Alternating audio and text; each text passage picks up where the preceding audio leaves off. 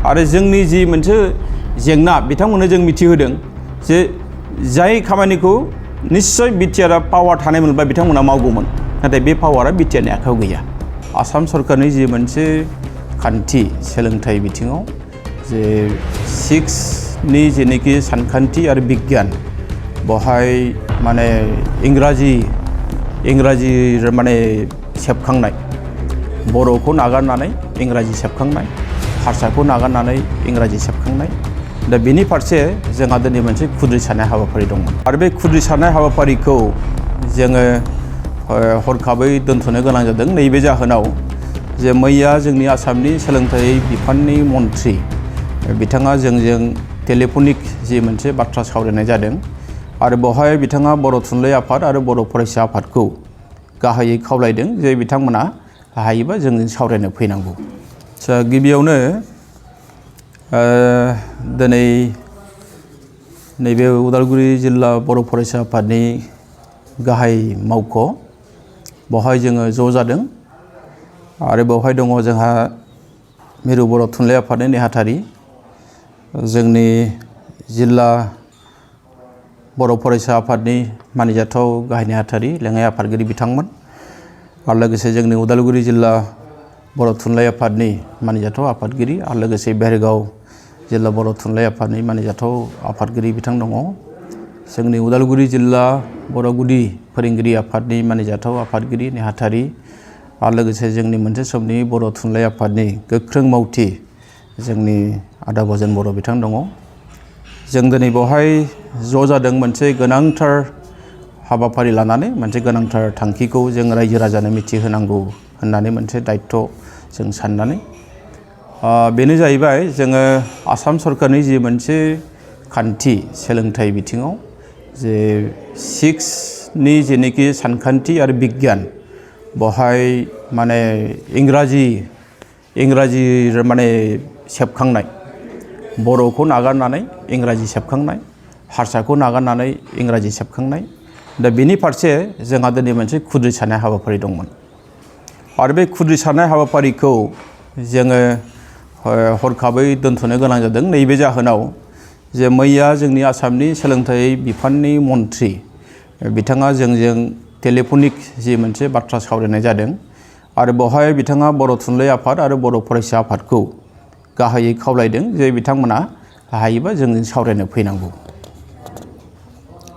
आरो बे सावरायनो बिथांनि जि खावलायनाय बेवहाय जों बुंदोंमोन जे जोङो बिथांनि खावलायनायखौ जों मोजां मोनदों नाथाय जोंनो मोनसे हांख्रायलाइ जों मोननांगोन आरो बे हांख्रायलाइखौ मोनोब्लासो जोङो जोंनि जि मोनसे खुद्रिसारनाय हाबाफारि बेखौ दोनथ'यैनि बाथ्राखौ जोङो साननो हागोन। दा बे मथेनो बिथाङा जोंनो गांसे नैबे लाइजामखौ हरदों बिथाङा आरो बे लाइजामखौ बिथा खालामनानै जोङो दिनैनि जि मोनसे गोनांथार खुद्रिसारनाय हाबाफारि बेखौ जोङो दोनथ'दों।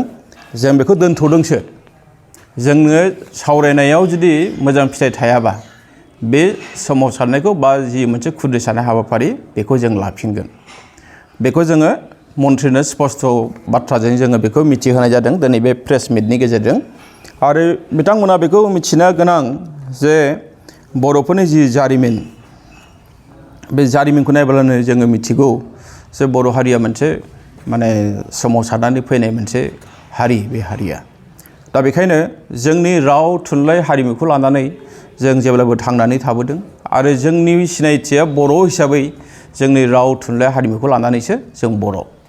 दा बे बिथिङाव बिथांमोना 6आव जेब्लानाखि इंराजिखौ जाबसिनना होगोन सानखान्थि आरो बिगियानाव अब्ला जोंनि सिनायथिया बोरै थागोन बे जोंनि गिदिर सोंलु जोंनि सिनायथिया बोरै थागोन जोंनि माहारि बादा बोरै थागोन जोंनि बिजोङाव फरायसाफ्रा फरायनाय नङा बेखौ जों नुहुरदों आरो मोनसे गिदिर जेंनाया जाहैबाय मा बेखौ जुदि इंराजि खालामारोब्ला सानखान्थि आरो बिगियानखौ अब्ला मात्र ससियेल साइन्स आरो बर'आ थाहैबाय गासैबो आयदायानो इंराजि जाबाय अब्ला बेवहाय जोंनि बिमा बिफाया सानगोन जे बर' बिजोंनि फरायसालियाव हरस्लायस्लाय जोङो इंराजि बिजोंनि फरायसालियाव हरनोसै प्राइभेट स्कुलफ्राव बे मोनसे साननाया फैनो हागौ बेखौ जों नुहुरदों आरो बेजों लोगोसे जोंहा गिदिर मोनसे जेंनाया जागोन मा जे जोंनि फरायसालिफ्रा थानाय नङा, थैलांगोन। फरायसालिया थानाय नङा। फरायसालिया थाया जानाय लोगो लोगो जोंनि फोरोंगिरिफ्रा थानाय नङा। जोंनि बर'फोरनि देरसिन जि मोनसे दारिमिन इन्डास्ट्रि साख्रि मोननायनि बियो गैया जालांगोन। बेखायनो सरकारनि जि मोनसे गिदिर खैसारि बेखौ जोङो नुनानै जों गोरलै लानो हायाखै। आरो बेखायनो जोङो सरकारनि हेंथायै सोमावसारनाय हाबाफारिखौ लादोंमोन। नाथाय जों दिनै बे समाव जों गोजोनथ'दों जे सरकारा दि जोंखौ लेंहरदों सावरायनायाव। बेवहाय बर' थुनलाइ आफाद, बर' फरायसा आफादा बाहागो लागोन। जों बाहागो लाया होननानै बुङा, जों सावरायगोन। आरो सावरायनायनि गेजेरजों फिथाइया मा थायो बेखौ जों नेगोन। फिथाइया जुदि मोजां नङाब्ला जों लोगो लोगो सोमावसारगोन। आसाम सरकारा बेनि थाखाय साखाफारा जाखानांगोन। आरो जोंनि बर' रायजो राजायाथ' साखाफाराखा जे जुदि जों जेखौ नागिरदों, जों जेखौ मोजां मोनाखै बेखौ जुदि जाबसिनना होयोब्ला जों खिन्थु सोमावसारनायनिफ्राय जों फावसयनाय नङा। बे मेसेजखौ आं दिनै क्लियारलि बर' थुनलाइ आफादनि जानानै दिनै होनाय जाबाय। बर' फरायसा आफादनि जोंहा दैदेनगिरि बिथांमोनाबो दङ। जों बे प्रेस मिटनि गेजेरजों आसाम सरकारनो स्पष्ट जोङो मिथिहोदों। आरो जोंनि बर' रायजो राजाखौबो जों दिनै खावलायगोन जे दिनैनि हाबाफारिखौ मानो हरखाबै दोनथ'नो गोनां जाखो, सोरबा सोंनो हागौ।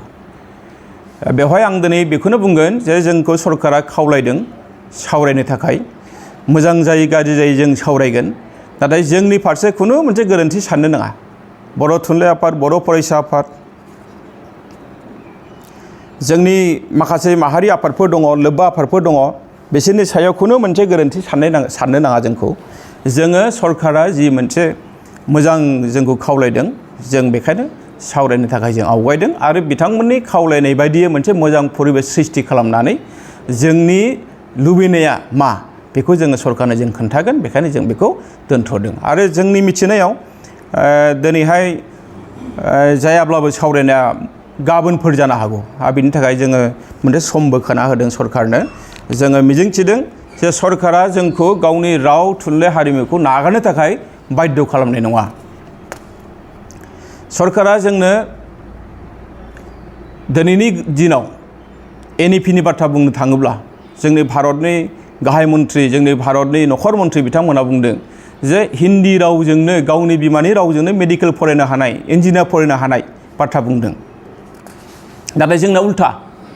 जोंनि आसाम सरकारा मा खालामना दोन दायो जे असमिया बिजोंनि फरायसालि, बर' बिजोंनि फरायसालि, बिमानि रावनि फरायसालिखौ फोजोबस्रांनानै बेवहाय इंराजि बिजोंनि गायसननो थाखाय बिथांमोना माने होंगो दोंगो जादों। बे जोंनि थाखाय दुखु गोनां बाथ्रा होननानै जों दिनै बे प्रेस मिटनि गेजेरजों बुंनो नागिरदों। जोबथारनायाव जोङो आरोबाव खावलायबावदों आसाम सरकारखौ जे जोङो जोंनि जि मोनसे गावनि राव, बे रावआव जों मालाबाबो कमप्रमाइज खालामा। कमप्रमाइज खालामैनि थाखाय जोङो जोंनि हारिया दिनैसिम बे बिथाथियाव सफैदों। सरकारा बेखौ गोसोआव लाखिनाया मोजां।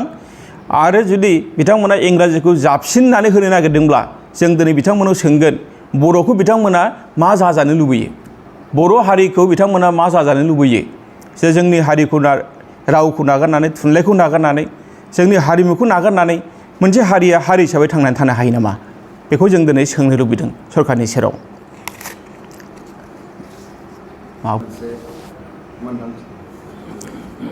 बिटिआर सरकार होननानै बुङोब्ला बिटिआर सरकारा मोनसे खुंथाय गोहोआथ' एसे आलदाब्लाबो नाथाय इडुकेसन पलिसिफ्रा, सोलोंथाइ बिखान्थिया बियो बिटिआर सरकारनि आखायाव थाया। बेखौ जों मोजां मिथिगौ, बयबो मिथिगौ। जोंहा बिसास दङ, जोंहा फोथायनाय दङ बिटिआर सरकारा बेवहाय आखाइ गैया। जि खामानिखौ मावदों आसाम सरकारनिफ्रायनो गासैखौबो मावनाय जादों। आरो जोंनि जि मोनसे जेंना बिथांमोननो जों मिथिहोदों जे जाय खामानिखौ निस्सय बिटिआरआ पावार थानायमोनब्ला बिथांमोना मावगौमोन। नाथाय बे पावारा बिटिआरनि आखायाव गैया।